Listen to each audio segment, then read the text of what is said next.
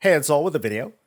Today I have a bunch of Dragonflight related questions that, if given the chance, I would ask these to the WoW dev team. And obviously, I haven't been given that chance. No hard feelings. A lot of these questions, a lot of these just weren't asked yet because people, I guess, didn't really get around to it. But among these are many that some would consider very obscure questions, not very important, unrelated, a waste of time to be asked or answered. And this list isn't going to be comprehensive. There's like, and there's pretty much no chance, to be honest, that the dev team is going to look at this, let alone answer this in this sort of indirect format.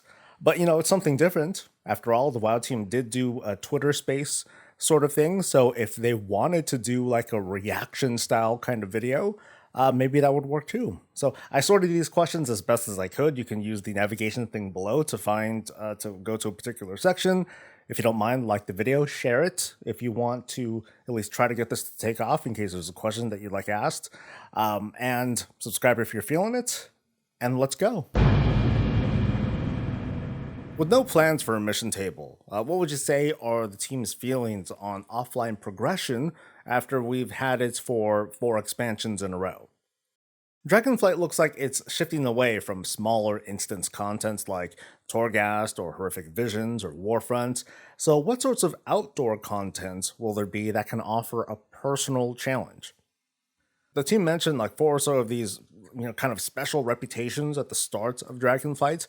And like renowned in Shadowlands, should we expect these reputations to be extended in later patches?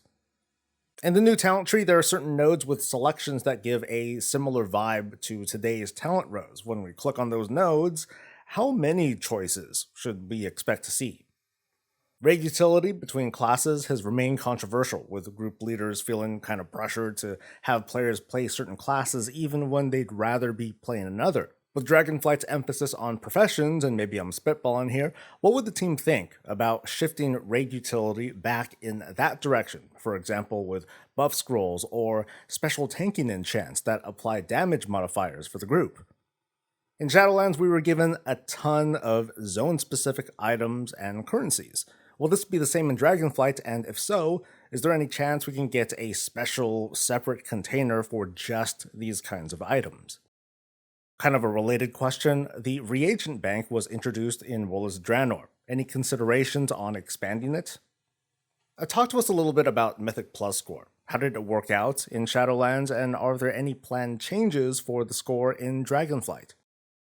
With Keystone Dungeons totally changing each season in Dragonflight, I feel like this is a good time to challenge the old notion that fortified and tyrannical affixes are helpful in order to keep dungeons feeling fresh. Do you think they still have a place, that the dungeon community still needs that weekly rotation of fortified and tyrannical to not feel bored? If you could put this one to bed for us, under this new account-wide philosophy, where do the Gladiator and Keystone Master achievements fit into it, if at all? And I'm talking about being able to fully upgrade Valor and Conquest gear on alts if you happen to meet those breakpoints on at least one character. What have you identified as the biggest pain point of the Great Vault, and how might the team address this in Dragonflight? We're getting a little bit ahead of ourselves, but sometime during Dragonflight, we should expect Battle for Azeroth time walking. Can you share what's on the table for that? I figure Mythic Keystones are going to be a thing, but what about other features like Warfront, or even a simplified version of Horrific Visions? It's been 6 months since the Community Council was put together. Can you tell us how it's working out so far, and are there new plans on how to utilize the council, add more members, and so on and so forth? Cross-faction is coming, and it'll be added to WoW communities in 9.2.5. Are there any other improvements for communities to be added for 10.0, like increasing the limit, maybe stronger moderation tools like account-wide banning? Is there a vision where WoW communities effectively replace guilds? It'd be kind of cool if, as a max level player, I could voluntarily queue up for a regular dungeon, I get level synced down, and then I complete it for some commendation that I helped out low level players. Has there been any discussion on that sort of experience? Newcomer chat is a great addition to the game, I think. It's a great first step towards fostering a more friendly community. What are the next steps for newcomer chat newbies and mentors, if any? Will the alpha and beta length for Dragonflight be similar to Shadowlands? And if so, and I don't mean this in a snarky way at all, would you consider making it longer for everyone's sake? Holiday events are fun for both new players and veterans, but the activities themselves are, super old. Is there any room for an overhaul or additional activities? 9.2.5 is improving on reporting tools. Are there additional improvements being done in 10.0 and more importantly on the back end, as in Game Master support? For the purpose of getting to those crafting stations, when will players reach the new player hub for the first time? And will their alt be able to easily travel there sooner?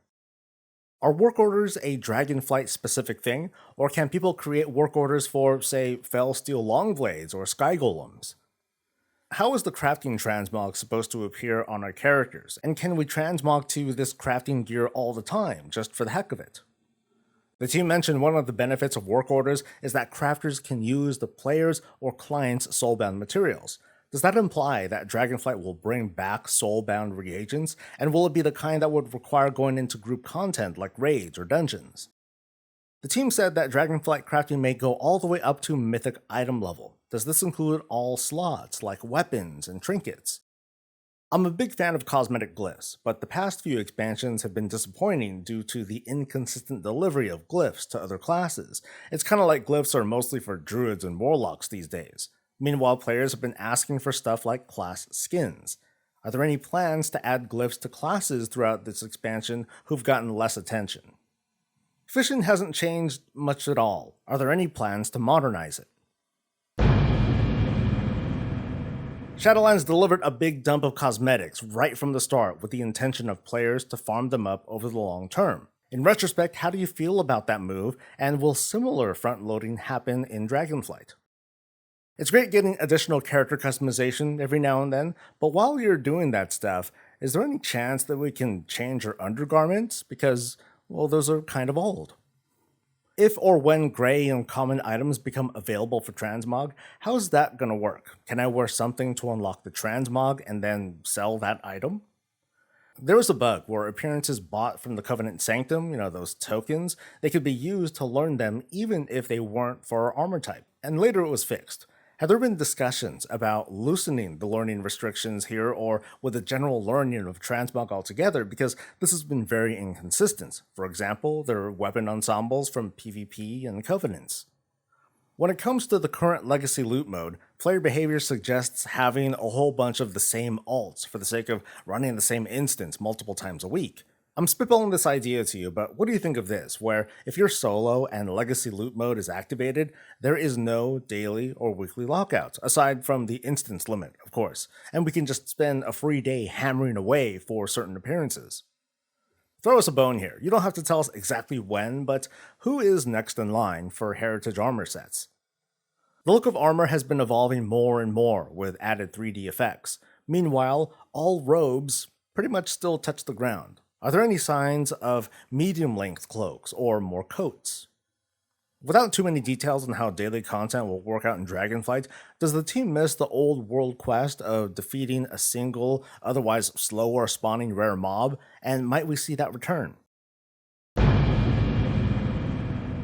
Drag Theory Evokers are just one race and class combo with server limits for now, but that's one more character slot to take up. Is there any discussion on increasing the character limit, especially when we consider players who have nearly 20 years worth of character history?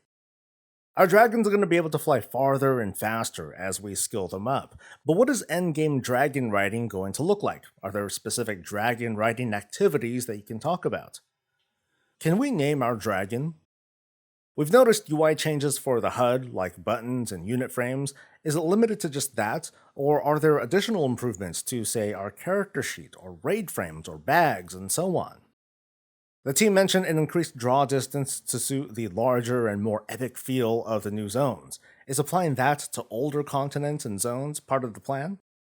The free trial to level 20 feels a little bit bad, even if we consider it'll passively improve with the return of talent trees. Has the team considered any overhauls or improvements to the trial? There were a lot of gold sinks in Battle for Azeroth, and then very few ones in Shadowlands. Will there be gold sinks in Dragonflight, or is the team happy with the gold currently circulating the market? I'm just guessing here, but it sounds like when level syncing happens, we're going to lose talent points according to what level we're synced down to. Does that mean we're going to have to redo our talents, or will the game take away random selections of talents according to how many levels we've gone down? To me at least, tabards are a very symbolic and visible achievement in World of Warcraft, not unlike a complete tier set or a really cool weapon. Meanwhile, Drakthir can only wear so many visible pieces, with tabards being one of them. I'm aware of the team's stance on up-resing other gear, but is there any chance that tabards, given how many there are, is there a chance that they can get an updo with a complete texture and better fidelity? Shadowlands had 8-month-long seasons. Now, this is my personal feedback, but 8 months is really pushing it compared to the 6 or 7 months in the past. Is there a target for Dragonflight season length? Rated solo shuffle is great, but I'm worried that this will make rated battleground fans suffer even more. Are there any thoughts on that or improvements that may be coming to rated battlegrounds? Those are all the questions that I have, including those that have been submitted to me and ones that I just happened to find on the internet. Of course, if you have any specific questions of your own, feel free to leave them in a comment, and I'll see you later. Until next time, stay safe, stay healthy, and stay breezy.